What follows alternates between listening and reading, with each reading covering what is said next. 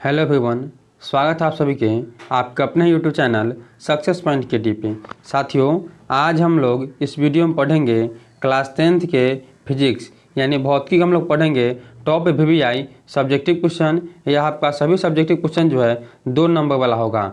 तो आप लोग जो है वीडियो को पूरा देखिएगा और वीडियो अच्छा लगे तो चैनल सब्सक्राइब और वीडियो को लाइक भी कर लीजिएगा। इससे पहले हम लोग जो है बायोलॉजी को भी देख चुके हैं। अगर आप लोगों ने इस वीडियो को नहीं देखा है तो डिस्क्रिप्शन बॉक्स में लिंक है, आप जाकर उस वीडियो को देख लीजिएगा। और सभी क्लास का PDF लेने के लिए आप हमें जो है व्हाट्सएप ग्रुप को ज्वाइन कर लीजिए, उसका लिंक जो है डिस्क्रिप्शन बॉक्स में दिया है। तो इसका जो है हम लोग यह देखिए पार्ट 1, इसका जो है पार्ट 2 भी आएगा, तो उसे आप लोग देख लीजिएगा। हम लोग जो है सभी विषय का 50-50 जो है सब्जेक्टिव क्वेश्चन करने वाले हैं, ठीक है ना।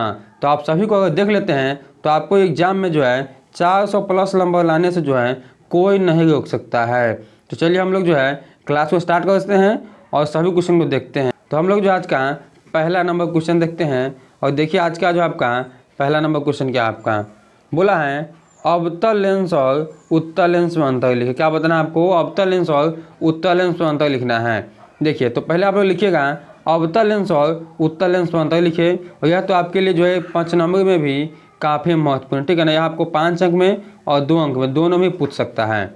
चलिए तो एक तरफ आप लिखिएगा उत्तल लेंस, एक तरफ आप लिखिएगा अवतल लेंस। उत्तल लेंस का आप लोग पहला देखिए, पहला आपका इसके किनारों का भाग पतला था, बीच का भाग मोटा होता है, ठीक है ना। उत्तल लेंस क्या होता है, इसके किनारों का भाग जो है ना पतला होता है और बीच का भाग मोटा होता है। अब देखिए आप लोग अवतल लेंस में, अवतल में है इसका किनारों का भाग मोटा तथा बीच का भाग पतला होता है।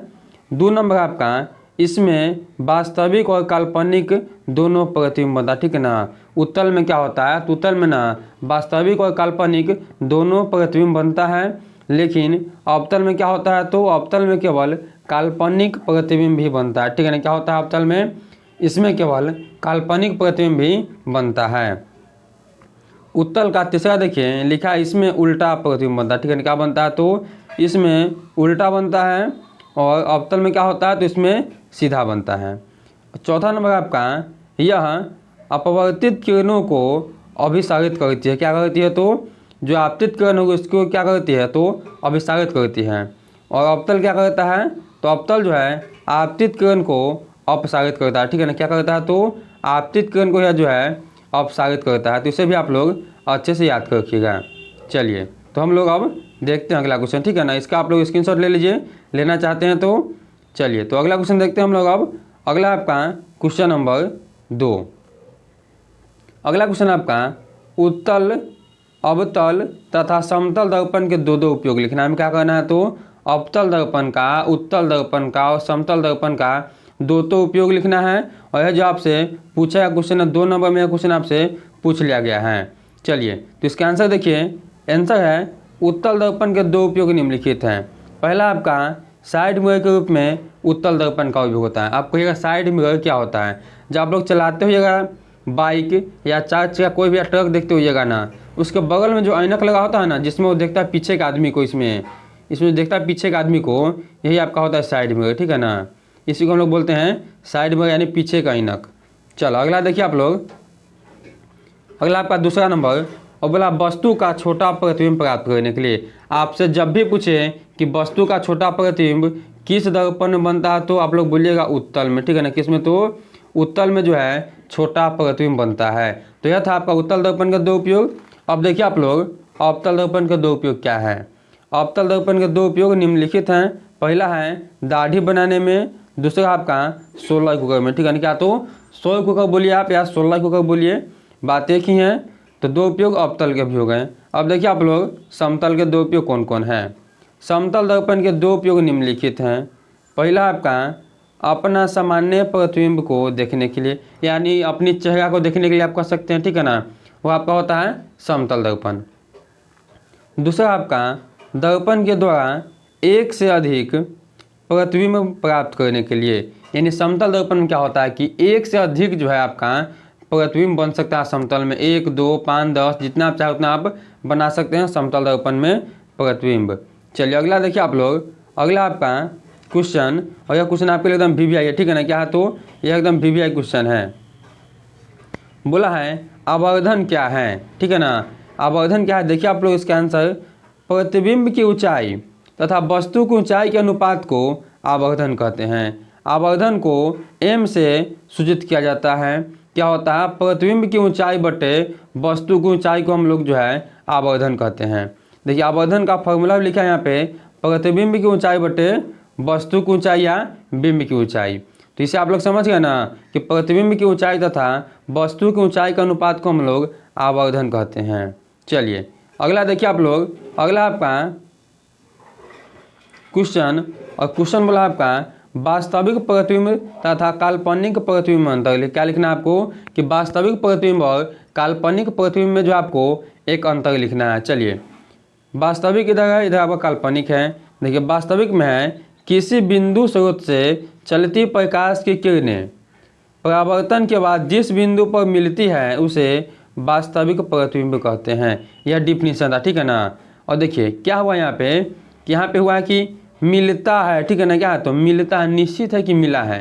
लेकिन काल्पनिक में क्या होगा, वह बिंदु किसी बिंदु स्रोत से चलती प्रकाश की किरणें परावर्तन के बाद जिस बिंदु पर मिलती हुई मालूम पड़ती है, ठीक है। यहाँ पे क्या होगा, तो मालूम पड़ती है कि मिलती है, मतलब वास्तव में नहीं मिलेगा, ठीक है ना। मतलब हम सपनाएंगे, मान लीजिए एक तरह से क्या होगा, हमें आभास हुआ कि मिलता है लेकिन वहाँ पे वास्तव में नहीं मिलेगा। तो काल्पनिक यानी कल्पना कर सकते हैं हम, ठीक है ना, कि मिलेगा, उसे हम लोग कहते हैं काल्पनिक प्रतिबिंब। लेकिन जो वास्तव में मिलेगा उसे हम कहेंगे वास्तविक प्रतिबिंब, ठीक है। दोनों का डिफिनीशन एक ही है, बस थोड़ा सा अलग है। इसमें मिलता है, इसमें आपको मिलता हुआ मालूम पड़ता है। दूसरा आपका, यह सदैव उल्टा होता है। क्या होता है, वास्तविक प्रतिबिंब जो है यह हमेशा क्या होता है, तो उल्टा होता है। लेकिन काल्पनिक प्रतिबिंब जो है क्या होता है, तो यह हमेशा सीधा होता है। अगला आपका, वास्तविक में इसे पर्दा पर उतारा जा सकता है, ठीक है ना।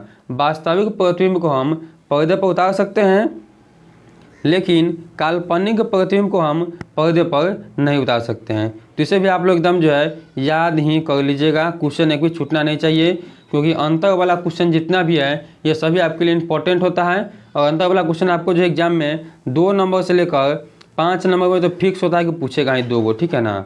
चलिए अगला देखिए आप लोग, अगला आपका क्वेश्चन बोला आपका, स्पष्ट दर्शन की न्यूनतम दूरी किसे कहते हैं। क्या बताना आपको कि स्पष्ट दर्शन की जो है वह न्यूनतम दूरी किसे कहते हैं।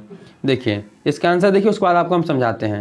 आंसर लिखा है, वह न्यूनतम दूरी जहाँ पर रखी वस्तु हमें स्पष्ट दिखाई दे तो उसे नेत्र का न्यूनतम दूरी कहते हैं। नेत्र की न्यूनतम दूरी 25 सेंटीमीटर होती है। कहने का मतलब है वो स्थान या वो बिंदु जहाँ पर रखल वस्तु हमारे आँख के जो है का हो तो एकदम साफ साफ दिखे, ठीक है ना। क्या हो, तो एकदम साफ साफ दिखे, उसे हम लोग जो है निकट बिंदु कह सकते हैं या न्यूनतम दूरी कह सकते हैं, ठीक है ना। और इसकी दूरी कितनी होती है, तो यह दूरी जो होगा वह होगा 25 सेंटीमीटर, ठीक है ना। कितना होता है, तो 25 सेंटीमीटर होता है आपका जो है आपका आँख का ना न्यूनतम दूरी, वो कितना होता है, तो 25 सेंटीमीटर।